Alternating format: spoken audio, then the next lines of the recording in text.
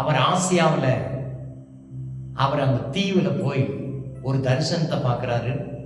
அந்த தரிசனத்துல 7 சபைகளை ஆண்டவர் அவருக்கு காண்பித்து தரிசனத்தை கொடுத்து இந்த 7 சபைகளும் எப்படி இருக்கு அப்படின்றத சுட்டி காட்டுறார். Praise the Lord. இந்த 7 சபையை குறித்ததான வார்த்தை நான் உங்களுக்கு சொல்ல முடியாது விரும்புகிறேன்.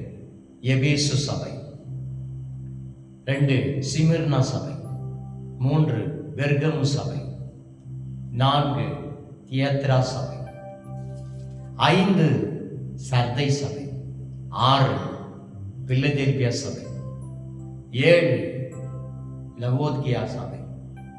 இந்த 7 சபையை குறித்ததான வெளிப்பாடுகளை இங்க யோவானுக்கு வெளிப்படுத்துகிறார்.